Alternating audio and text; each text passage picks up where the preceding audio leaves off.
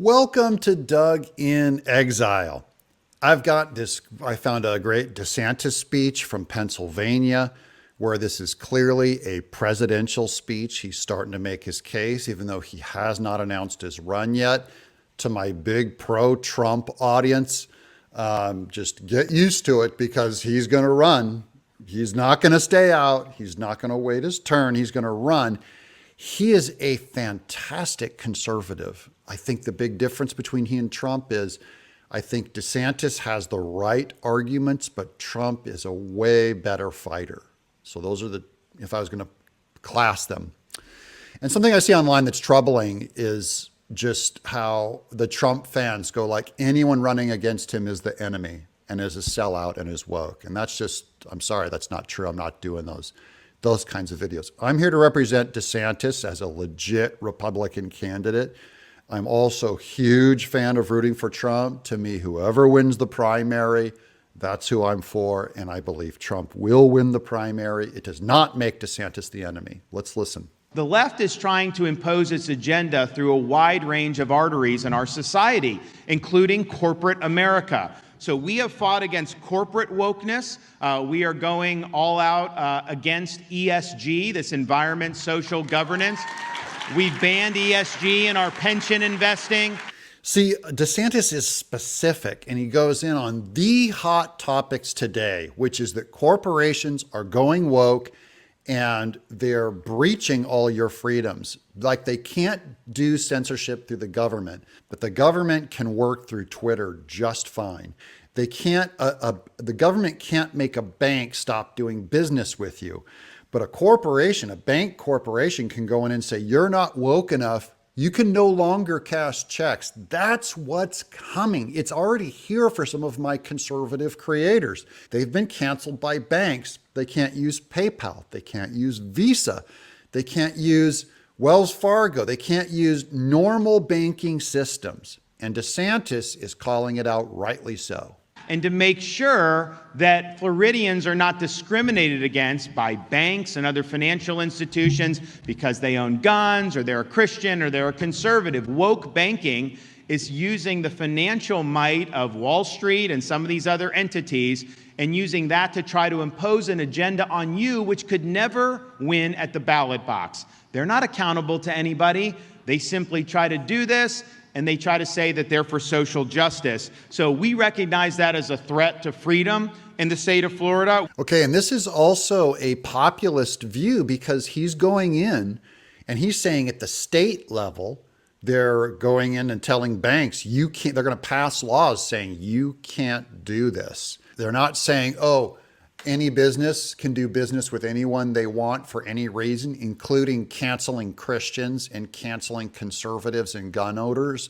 That is technically a conservative / libertarian view to say we follow the law even when it cuts against us. Populism says, nope, take them out. And I'm all for taking them out. That's why I'm a populist. I think our laws and Constitution and those rules are only held against conservatives, and they're never held against the left. So it's time to put on our boxing gloves, people, or maybe cut the boxing gloves off. We also recognize a threat to government colluding with some of these folks. And one of the things we're going to ban in Florida this year is the idea of a central bank digital currency that they're trying to do. This is something where they want the Fed to control a digital dollar.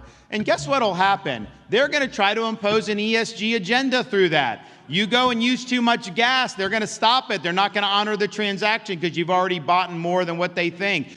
You want to go buy a rifle, they're going to say, no, you have too many of those, you can't do it. So it's ceding the power of our financial freedom to a central bank, which does not have our interests at heart. This is the future.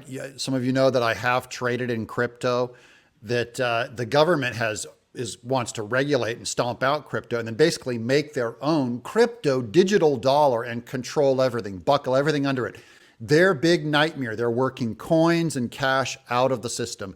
Their biggest fear is that you'll walk around with freedom in your wallet. They want it all digital so they can control it. And by the way, it is going there already.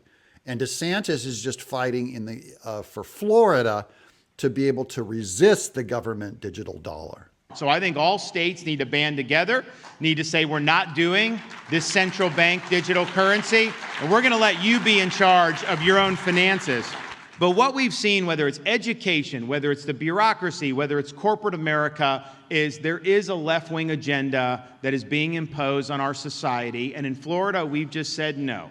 We said we recognize this as a threat across the board, and we pledge to fight the woke in the schools. We pledge to fight the woke in the corporations. We pledge to fight the woke in the halls of the legislature. Florida will never, ever surrender to the woke mob because our state is where woke goes to die. This is his campaign. He's saying, make America Florida again. He's going to take the winning state and his popularity in Florida, by the way, where he's about 20 points above Trump, just in Florida, I'm saying on a state level. And he's going to try and put that on say, do you want the rest of the country to look this way? We have to fight the woke. And he's so correct on this, dead on the way he's articulated. This is my greatest fear. And he's articulating it, okay? The woke is going through culture, banking institutions, politics, your schools. He has a track record of fighting them in politics, in the schools, at Disney. He has the track record. You see Joe Biden, weak, floundering leader. He's controlled by the leftist elements of the Democratic Party. His fecklessness with the border, I think, has been an absolute disgrace. He's going after Biden, just like a presidential candidate.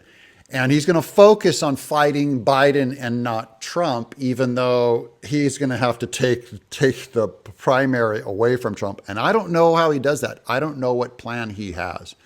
I know he's very well funded, both he and Trump. But it is going to be a big fight, and it's coming. And I'm going to give you guys the play-by-play. And of course, I just report the news. You guys make your decision and let me know what you think. But the bureaucracy has become weaponized against people that the elites don't like. You look to see the IRS targeting scandal that Keith and I fought against, where they were going after conservative groups. This is the battle. It is the globalist government here in America, unaccountable to the voters versus the people. And about half of America is aware of this, and that's the right half. Let's hope we can push into the middle a little bit more and convince some of them so we can win 2024. I'm Doug in Exile.